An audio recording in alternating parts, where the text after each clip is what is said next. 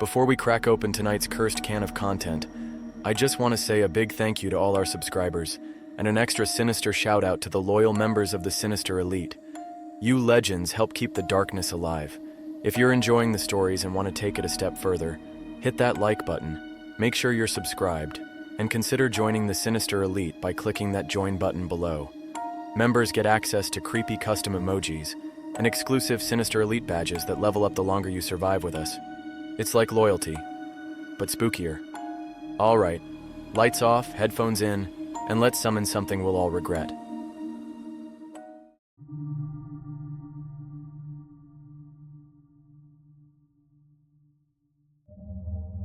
If you're wondering how I ended up working the graveyard shift at a diner that serves the dead, the answer is simple. I needed a job. My car broke down near town, and I was too desperate to read the fine print. The now hiring sign in the window of Dotty's diner was flickering in and out, like the neon couldn't decide if it wanted to keep glowing. The place looked like it had been teleported straight from the 1950s.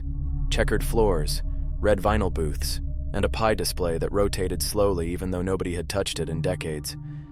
I didn't notice the blood-stained jukebox until later. Behind the counter sat a man who looked like a taxidermy experiment. He wore a white apron, grease-stained and covered in some kind of ash. His name tag said Buzz in red cursive letters, though I was pretty sure it originally said Butch. His smile didn't reach his eyes, which were milky white and just slightly too still. "You the applicant?" he asked without looking up from his crossword puzzle. "I guess so," I said. "What's the pay?" "Room and board, and your soul stays intact if you follow the rules." "I'm sorry, what?" He handed me a laminated sheet titled, Dotty's Diner. Night shift rules read, memorize, obey. Don't seat anyone at table 13, even if they ask nicely. If a customer orders the usual, check the red ledger first. No music after 3 a.m. The jukebox plays what it wants. Don't serve anything well done, no exceptions. Accept no tips after 3:33 a.m. Return them politely. If you see someone cleaning with a mop that glows, don't interrupt. Just say, "Thank you, Moptimus Prime," and look away. "Is this some kind of viral prank?" I asked, scanning for cameras. "Nope," Buzz said, snapping the crossword shut. "Welcome to Dotty's. You start tonight. I've worked some weird gigs. Mall Santa, summer camp lifeguard, I can't swim, and even a late-night gas station in Florida. But this job takes the coffin-shaped cake. My first customer showed up at exactly midnight. He didn't walk in through the door. He just materialized. Black suit, sunken eyes, and a suitcase that smelled like mildew and regret. "Window booth, please," he rasped. I hesitated, glancing at the seating chart. Sure. Anywhere but table 13. He sneered. "I'm not suicidal." I served him coffee. No cream, no sugar.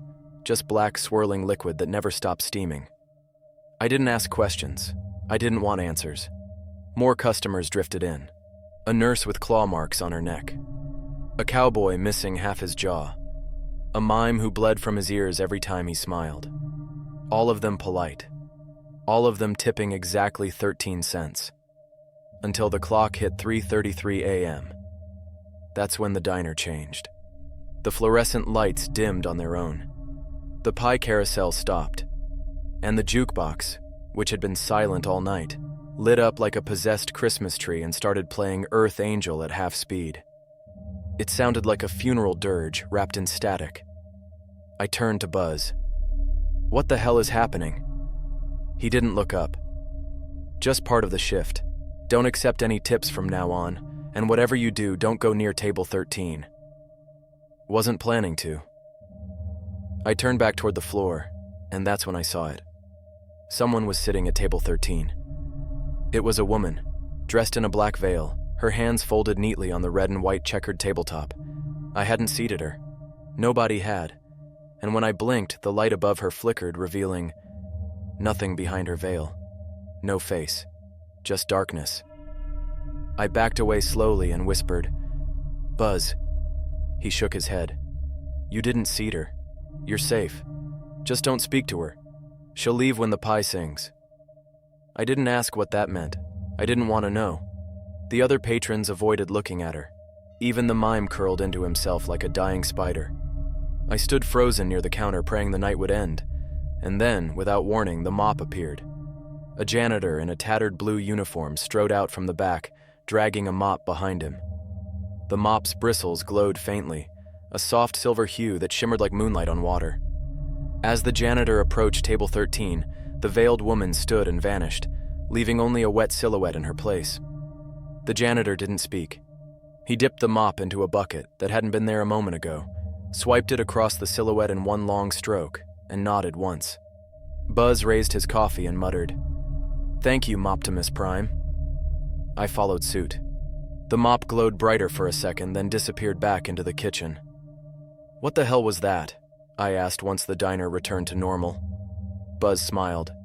"The reason you're still breathing." By dawn, the customers were gone, the coffee pots were empty, and the rules were burned into my brain. 1 shift down, 5 to go. If I survive this week, maybe I'll ask for a raise. But first, I gotta find that red ledger. I didn't sleep after my first shift.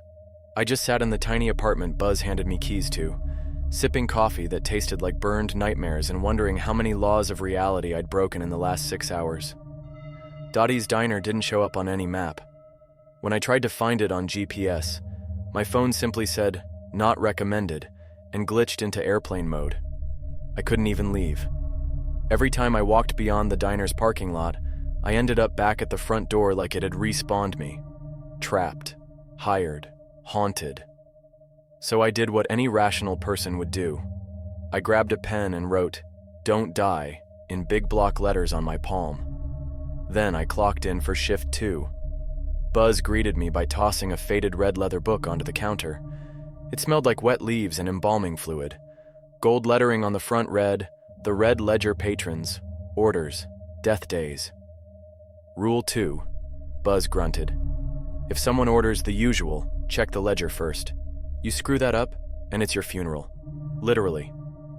I cracked the book open, and the pages whispered. Not rustled, whispered, like voices trapped in ink. Each entry had a name, a dish, and a scribbled note. Example, name, Dorsey, Benjamin, the usual, meatloaf, rare, cherry phosphate. Don't forget the flies, died choking on a plastic spider at a Halloween party. Flies? I asked. Buzz didn't blink. Some of them liked the taste of what killed them. That night, the diner filled faster than usual. A man with 7 fingers on one hand took a corner booth. A Victorian-era nanny floated 3 inches above the floor and ordered a coffee she never drank. And a priest with melted skin sat at the counter and whispered a sermon to his pancakes. Then a new guy walked in, bald, barefoot, no shadow, and slid into a booth with his back to the window. His voice was like sandpaper soaked in bourbon. "I'll have the usual." I froze. I grabbed the red ledger and flipped through the pages. Nothing under B, nothing under S. I checked, no name, unknown. Nothing. Buzz noticed. "No listing?" I shook my head. He said the usual, but I don't see him anywhere in here. Buzz's expression went slack. "You sure?" "Positive." "Okay, then you ask him. But write down everything he says, word for word. Don't improvise. Don't assume. Got it?" "Got it," I said, already regretting every decision I'd made since birth. I returned to the table with a pad and pen. "Sorry, sir. Can I get your name for the order?" He looked up. His eyes were wrong. Not glowing. Not red. Just absent, like someone had scribbled them out with a Sharpie. "Call me Ed. My usual is a raw egg sandwich. No bread. Just the eggs. Unbroken. Floating in hot coffee. Add a tooth." I stared. "A tooth?" He grinned.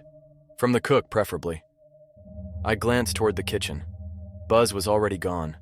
Probably hiding. "Coming right up," I whispered, because apparently my survival instinct is powered by sarcasm. I returned to the kitchen and located exactly 3 raw eggs. I plopped them into a bowl of steaming coffee and stood there, sweating. "Tooth?" I muttered. There was no way in hell I was pulling a molar out of my own mouth. But then I saw it. Stuck to a sticky note on the fridge was a yellowing card that read, "Emergency teeth, in case of weird orders." B. I opened the drawer, and to my horror, found a handful of teeth rattling in a shot glass like dice in a Vegas nightmare. I plucked one with tongs, dropped it into the coffee egg soup, and set the dish on a tray. "Order up," I said to no one in particular, and headed back to Table Shadow Eyes. He took the bowl with a hiss of steam and inhaled the contents in one gulp. The eggs didn't crack, the coffee didn't spill. The tooth disappeared between his lipless grin. "Much appreciated," he whispered. "You didn't improvise." "That's rare." I nodded stiffly. "First day with the ledger." He leaned forward. "There's more than one." "More than one what?" "Ledgers." He pointed to the wall behind me. "Some ain't bound in leather." I turned around and saw only tile and a faded picture of Dotty herself, smiling under a neon halo. When I turned back, Ed was gone. No trace, no tip, no empty bowl. But the red ledger was open again, flipped to a new page. Name, Ed. The usual, as listed, served correctly, soul spared. Underneath that, scribbled in small shaking script, was a final line. "He's not supposed to be back." I ran to Buzz. "He's not in the book, but now he is, and the book says he shouldn't be back." Buzz closed his paper and stood. "Don't say it again, not out loud." "Why not?"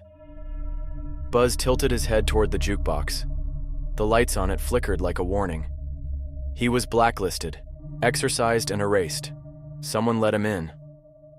It was silent for a long beat. Then I heard something dragging across the floor. Not footsteps. A mop. The bristles glowed faintly as the janitor swept toward the booth Ed had occupied. A burn mark now stained the seat. The mop passed over it once, and the scorch vanished. I whispered, "Thank you, Moptimus Prime." The mop paused, then continued, unbothered, back into the shadows. Buzz didn't say a word. He just locked the diner door, even though it never stayed locked. "Next shift," he muttered. "You bring salt. Lots of it." If you've ever heard a pie sing, congratulations. You're either dreaming, hallucinating, or very, very cursed. I learned that last night. Rule number 1 should have been, don't ask questions about dessert, because once the pie starts humming, it's already too late. Shift 3 started with salt. I walked in carrying a 10-pound bag like I was about to go demon hunting. Buzz nodded approvingly and tossed me a small tin marked, "Emergency Circle, Do Not Eat." On the lid was a hand-drawn doodle of a smiling pie with fangs. "Keep that on you tonight," he said. "The regulars are restless, especially the sweets." "Can I ask why?" Buzz just handed me a slice of banana cream pie and said, "If this hums, throw it out the window." He didn't elaborate. Buzz never does. About an hour in, I started to notice something strange. Well, stranger than the ghostly couple slow dancing in silence near the bathrooms. The dessert carousel was moving faster than usual, like way faster. Pies whipped around in a blur. Lemon meringue, cherry, pumpkin, pecan, each one glistening and unnaturally perfect, even though no one ever ordered them. I walked over, stuck my hand out to stop it, and the whole thing halted mid-spin with a sharp mechanical click. One pie didn't slow down in time and went flying, landing perfectly upright on the floor without a single crack in the crust. That's when I heard it. A low hum. Not from the jukebox, not from the ceiling fan, from the pie. It was humming in a key that made my fillings ache. A syrupy, sugary drone that vibrated my spine. I backed up slowly. Buzz. He didn't look up. "Don't let the pie sing. You let it sing," she shows up. "Who's she?" "The original Dotty." "Dotty's dead?" Buzz sighed. "Died in 76. Possessed her own cherry pie. Still shows up for shifts if the desserts start harmonizing. Real control freak. Killed a dishwasher in '89 for plating with the wrong garnish. I stared at the humming pie. The sound was growing louder, sweeter, inviting. Then, someone clapped. One slow clap, echoing through the empty diner, followed by another. I turned around and saw a teenage boy in a Letterman jacket sitting at the counter, grinning with half a face.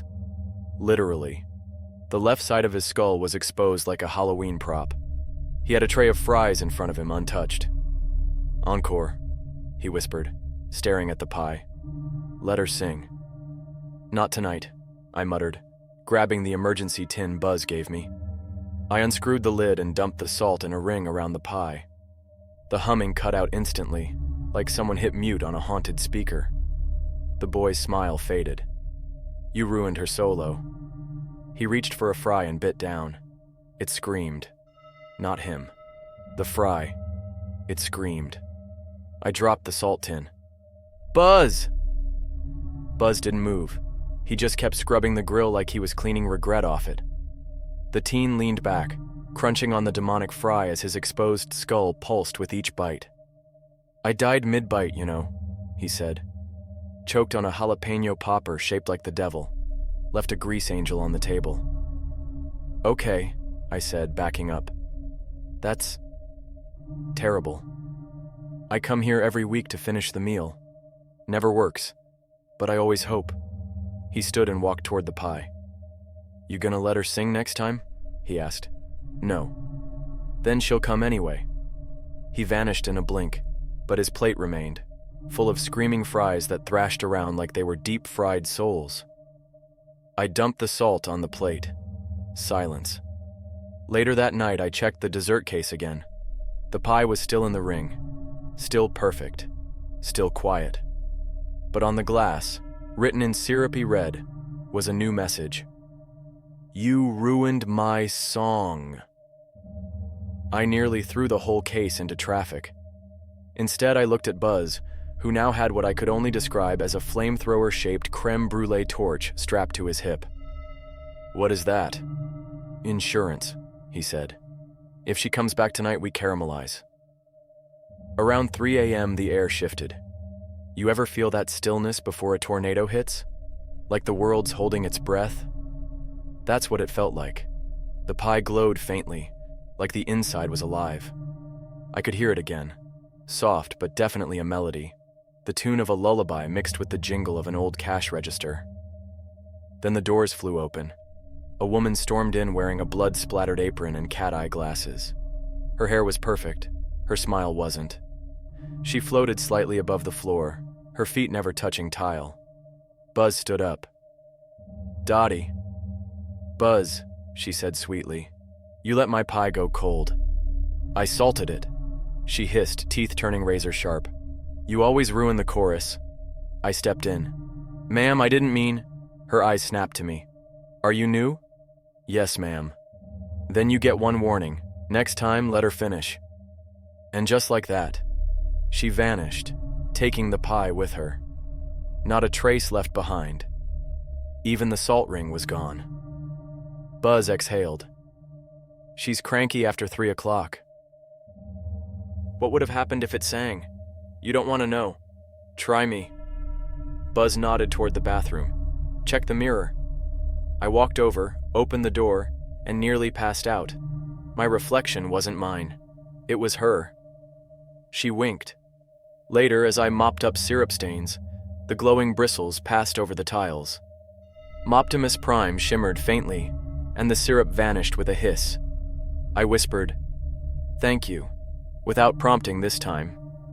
Buzz patted my shoulder. "You're learning." 3 shifts down. Tomorrow, a birthday party reservation for a ghost that died at their sweet 16. And the cake is haunted. Buzz gave me a party hat before my shift started. Just handed it to me with the same dead-eyed expression he used to hand me the red ledger or a fire extinguisher filled with holy water. "What's this for?" I asked. He pointed to the whiteboard next to the kitchen window. In big, loopy letters, it said, "Reserved. Table 6. Carrie's sweet 16 do not say happy birthday. Do not blow out her candles. Do not give her the wrong gift. She died in the parking lot during her 16th birthday, Buzz explained, tossing me a plastic-wrapped banner that said, "Yay," in sparkly letters. Every year she books the same table, same time, same guests, same tragedy. Don't screw it up. I'm not a party planner, I muttered.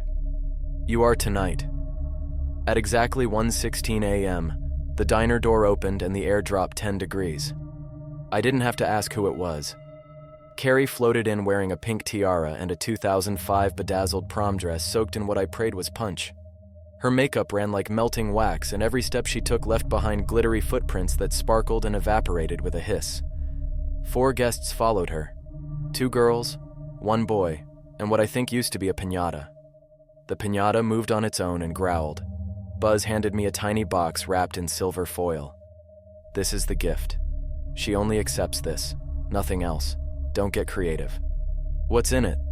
I don't know. I don't want to know. I approached table 6 with the smile of a hostage negotiator. Welcome back to Dotty's, Miss Carrie. Happy to have you. She grinned, exposing teeth that looked like they'd been carved from porcelain in rage.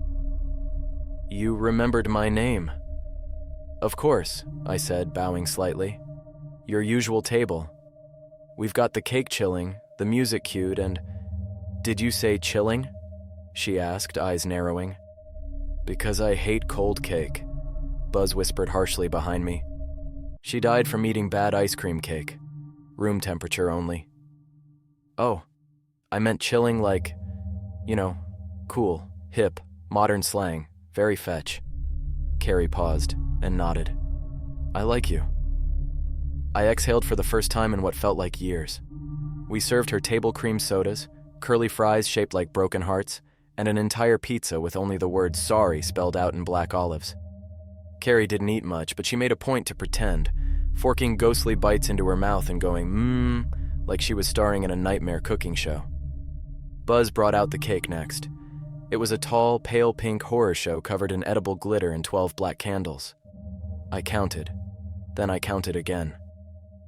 Shouldn't there be 16 candles? Buzz whispered. We never light all 16. We only light 15. She blows out 15. The 16th one goes untouched, always. Why? Buzz looked me dead in the eye. Because the 16th one calls her. Calls who? We don't ask questions during cake time. I placed the cake in front of her gently. Carrie, would you like to make a wish? She nodded, but didn't smile. Her eyes glassed over and the room dimmed. One by one, 15 candles lit themselves. Whoomph, whoomph, whoomph, until the room glowed with soft pink firelight. She inhaled, held it, and... Happy birthday, Carrie! Buzz shouted suddenly. I froze. Carrie froze. Her friends froze. Even the piñata stopped chewing on its straw. Buzz's smile collapsed as fast as it formed. Oh no! I said it! The diner began to shake. The neon sign outside shattered. The red ledger fell off the counter and snapped open to a page that didn't exist yesterday. Carrie's real birthday. Never. Not yet. Always. Carrie stood slowly. Her eyes turned black. The flames on the cake candles turned blue. I've been waiting for someone to say it, she said softly. Every year you don't. Every year you cheat me of my moment. Buzz grabbed the fire extinguisher and whispered, Get the mop. Now. Before I could run, the 16th candle lit itself. A scream pierced the air, not from anyone in the diner, but from under the floorboards. Cracks formed in the tile. Glitter began to rise like smoke. Carrie hovered 3 feet above the floor, tiara levitating like a crown on a demonic queen. I wish, she shrieked, for this night to never end. And just like that, the clock stopped ticking. Every second became the same second. I looked up at the wall. It read 1:16 a.m. and stayed that way. We were trapped, cursed to loop the party forever. Buzz sprayed the extinguisher. The flames flickered but held. Where's the mop? I shouted. A low squeak echoed from the back. A shadow moved behind the counter. And then, Moptimus Prime slid into view, glowing like a holy janitor's Excalibur. It passed between Carrie and the cake in a smooth, circular motion, spinning once in midair. Glitter burned away on contact. The 16th candle snuffed out with a wet hiss. Carrie collapsed into her seat. Her eyes dimmed. Her friends began to fade. "You remembered the gift?" she croaked. I fumbled in my apron and handed her the tiny silver box. She opened it with trembling hands and gasped. Inside was a cassette tape labeled Carrie's Sweet 16 Mixtape. "I made this before I..." Her eyes filled with tears. Actual ones. Pink, shimmering, salty. "Thank you," she whispered. Then just like that, she was gone. So was the cake. So was the piñata. The diner returned to normal. 1:17 a.m. blinked onto the clock. Buzz sighed, sitting on the floor. "Well, we almost died of celebration. Again." I looked at Moptimus Prime. Its bristles shimmered once before disappearing into the back. "Did the mop just do a twirl?" Buzz nodded. "He gets dramatic sometimes." 3 shifts left. Next up, a health inspection. And our inspector hasn't had a pulse since the 40s. You know what's scarier than a haunted pie, a birthday ghost, or a sentient mop? A health inspector. Even a living one can shut you down with the flick of a clipboard. But this guy? He died in 1947 and still walks in once a month like he's paid to hate us. Buzz called it the ritual audit. "Don't speak unless spoken to," he warned. "Don't offer anything. Don't touch your neck. And for the love of all things unholy, don't blink when he stares at you." Why not blink? Because he'll think you're lying. About what? Buzz just looked at me and muttered, "Whatever you haven't done yet." At exactly 2:22 a.m., the diner bell jingled, and in walked a man with a spine like a crowbar and a clipboard older than sin. His skin was cracked like dried parchment, and he wore a pressed gray suit that still had dirt under the cuffs. He didn't walk so much as glide, like gravity had been revoked just for him. Buzz stiffened and whispered, "Inspector Harrow. Act normal." I've never been less normal in my life. Harrow glared at the jukebox, which wisely shut itself off mid-Elvis. He scanned the diner like he was planning to burn it to the ground with his eyes. "No gum under the tables," he rasped. "That's new." "Improved our sanitation rating," Buzz offered. "I remember the blood incident." Buzz nodded solemnly. "It's dry now." Harrow made a mark on his clipboard that let out an audible squeal. Then he turned to me. "You. New meat." I stood straighter than I have in any job interview. "Yes, sir." "Name?" "We don't use real names here, sir." He paused. "Good answer." He snapped his fingers and a pen floated up, dancing across the page. "You cleaned table 9 last Thursday. What did you use?" "Lemon-scented bleach and prayer." He grunted. "Acceptable. Though prayer should be non-denominational." It was more of a panic whisper, if that helps." He made another note. Then came the worst part, the walkthrough. He moved to the kitchen and tapped the fryers. They hissed and briefly spoke Latin. He sniffed the pantry and muttered, "Someone's keeping a memory in here." Buzz opened the red ledger and held it toward him like an offering. Harrow ignored it. "Where's your mop?" he asked. "Moptimus Prime is off duty," Buzz said cautiously. "Convenient." He turned to me. "Show me the restroom." I walked him back, trying not to sweat. The fluorescent light in the hallway flickered like a horror movie countdown. Harrow entered the restroom alone. The door creaked shut. I waited. And waited. Then I heard whistling. Low, tuneless, wrong. It came from inside the bathroom and vibrated down the hall like static through bone. Buzz appeared behind me, holding a chain of garlic and a jar labeled mirror repellent. "Is he cleaning in there?" Buzz shook his head. "He's checking the mirror." "The mirror?" "He interrogates reflections." "That's a thing?" He once failed a location because someone's reflection blinked late. The whistling stopped. Harrow stepped out, face more sunken than before. He looked at me and said, "Tell me what the reflection showed." I blinked. "Me?"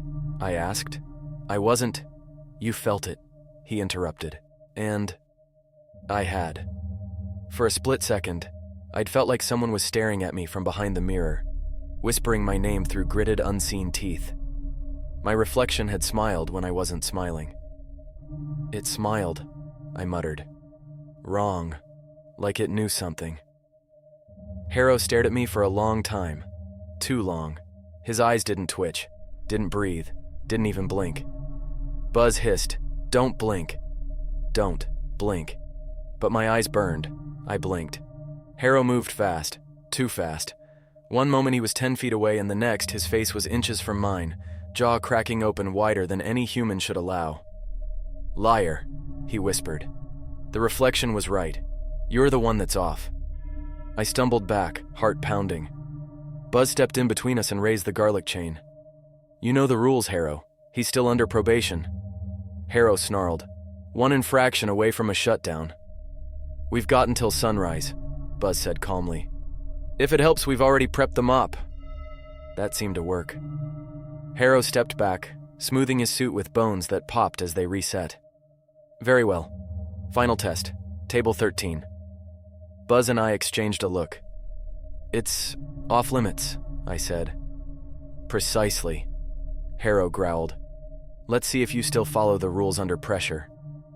He walked to table 13 and sat down. No one had ever done that. Not even the regulars.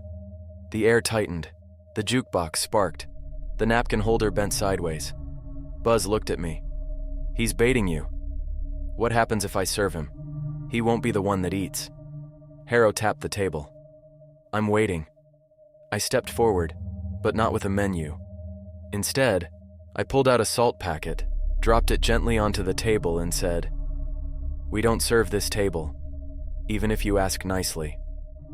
Harrow froze, then slowly smiled. "For once," he muttered, "Buzz hired someone with a spine."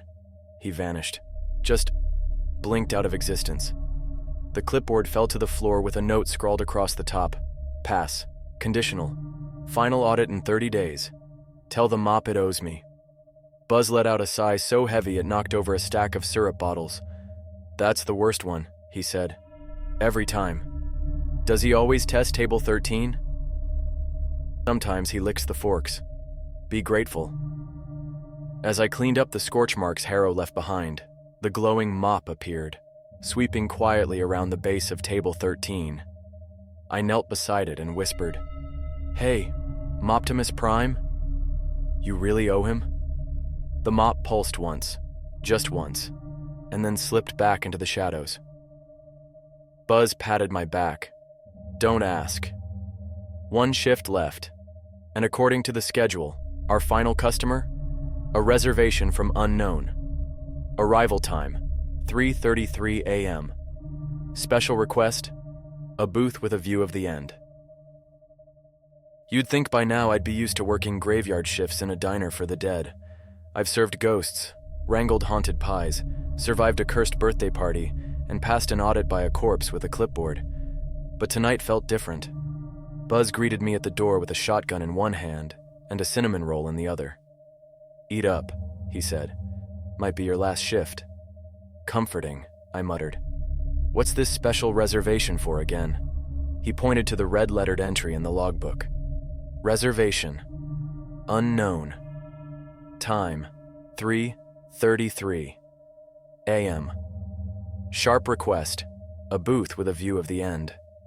"The end of what?" I asked. Buzz just bit into the cinnamon roll and mumbled, "Let's hope we don't find out."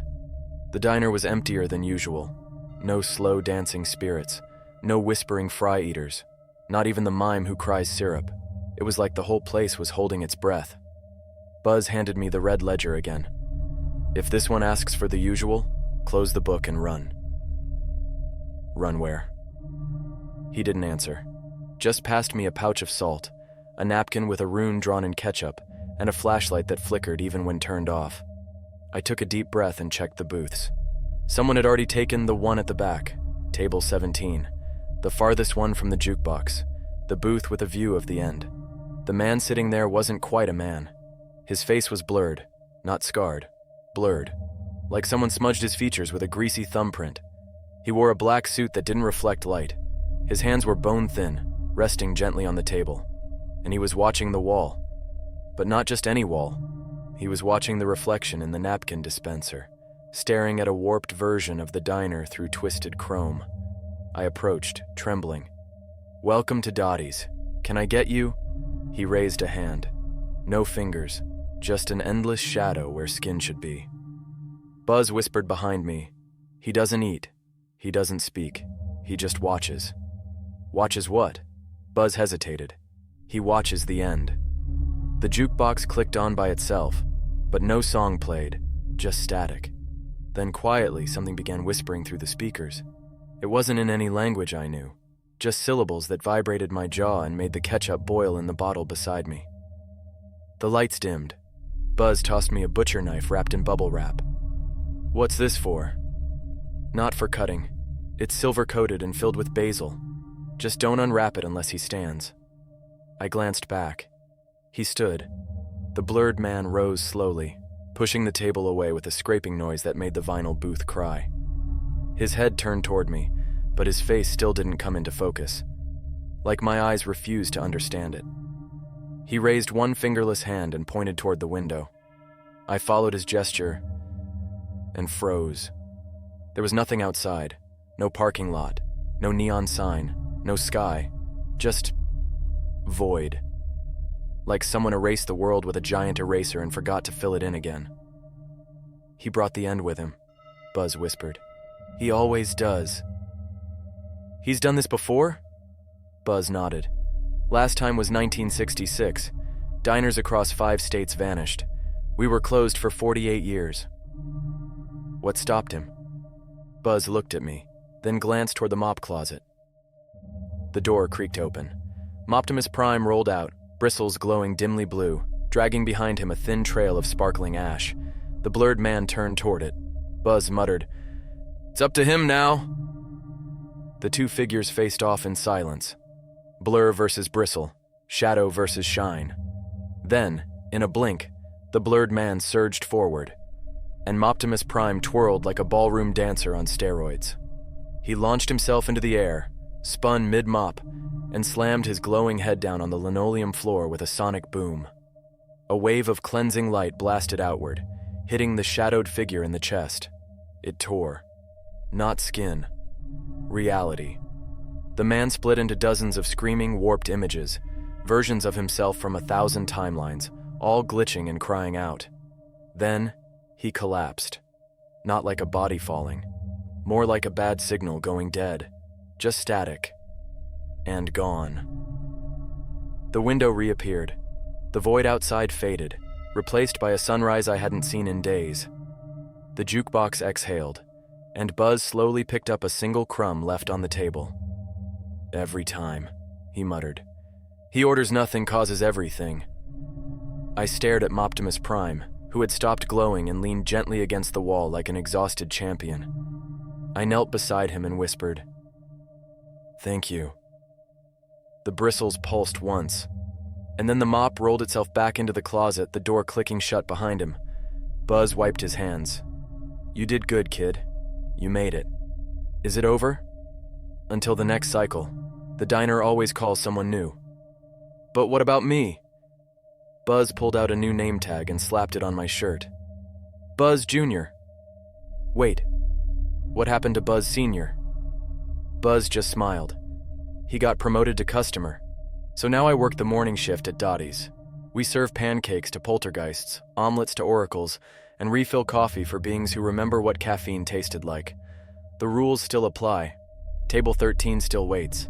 And sometimes, when things get too messy, I'll hear the wheels creak, and Moptimus Prime rolls out, bristles shimmering like dawn. Because someone's got to mop up the end of the world.